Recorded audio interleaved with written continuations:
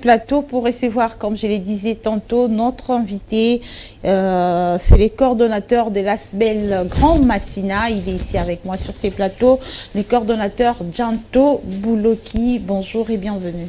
Bonjour maman, je suis très content de vous voir et de voir les amis. Voilà, donc je me porte bien grâce à Dieu.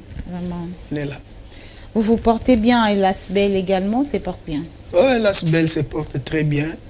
D'ailleurs, le 11 passé, le 11 août, nous avons tenu une rencontre. Oui. C'est effectivement dans le cadre autour du marché de la liberté, de nos droits financiers, parce que le marché doit à la commune de Massina, au jour d'aujourd'hui, beaucoup d'argent quand même. C'est comme ça que nous avons eu cette rencontre où l'option a été levée de mettre sur pied ces processus judiciaires qui nous amèneraient à recouvrer ces droits-là. Peut-être on en parlera. Donc voilà, c'est comme ça que nous avons écrit aux autorités compétentes. Nous sommes passés par le conseil municipal qui a qualité juridique d'ester le marché de la liberté en justice pour que la commune de Massina recouvre ses droits. Et nous pensons qu'une somme comme, selon nos estimations, du janvier 2022 au juillet 2024, ça fait déjà 31 mois depuis qu'on a pris l'arrêté interministériel provincial portant sur la clé de répartition de recettes d'étalage dont les 5% devraient revenir à la commune, notre commune. Donc nos estimations nous ont amené à considérer que le marché a déjà plus ou moins une dette de 100 000 $, quelque chose, à devoir à la commune de Massina. Et cette somme pourra nous servir de construire donc la commune, de construire ce que nous appelons la morgue sociale de la liberté. C'est le couronnement en fait de tout le combat que Bana Massina ont eu à mener pour que cette infrastructure commerciale de grande envergure d'abord puisse exister. Et puis le combat que nous, la jeunesse, nous avons continué à mener, parce que cette morgue va servir à renflouer les caisses de l'État au niveau communal, renforcer les recettes publiques. Ça va beaucoup aider, ça va aider la population de la Tchangou, sinon de Massina en particulier, pour se décomplexer, d'amener des corps au cinquantenaire pour la mort, etc.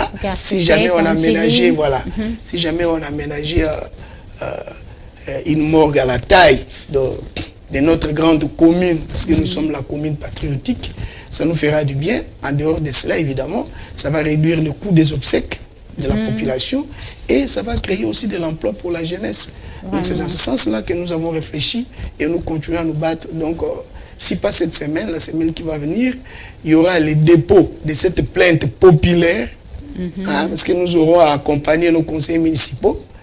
Nous sommes en train de travailler avec nos élus provinciaux pour que tout le monde soit derrière cette initiative ou cette action qui marquera en fait que nous sommes véritablement une commune patriotique. C'est une grande action, mais je veux savoir la gestion se fera comment de cet argent. Là, si une fois le marché... Ce n'est pas nous qui gérons, c'est le bourgmestre qui gère. Ça va quitter du marché à la bourgmestre. D'ailleurs, nous nous sommes dit ceci. Puisque la somme semble importante au regard du marché de la liberté qui ne peut pas sortir une telle somme directement, pourquoi ne pas prendre un engagement avec la commune?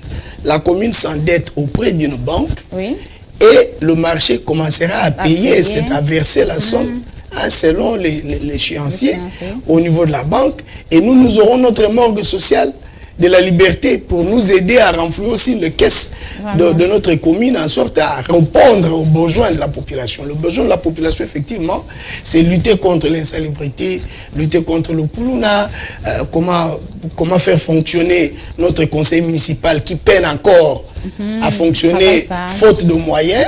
Donc nous avons beaucoup de problèmes. Pourquoi ne pas soutenir nos chefs de quartier? Donc voilà un peu. Et on a besoin d'argent pour ça. Et l'argent, il faut en créer. Vraiment, les cas des conseillers municipaux, c'est un cas général pour tous les conseillers partout à travers la République. Mais donc, dans ces cas ici, pour cet argent, j'ai dit que là, c'est les grands massifs, ne joue que le rôle d'activation pour que le marché puisse payer cette Mais effectivement, jusqu'à preuve du contraire, il n'y a aucun dossier qui montre ou démontre que ce marché doit à la commune de Massina, depuis que ça existe.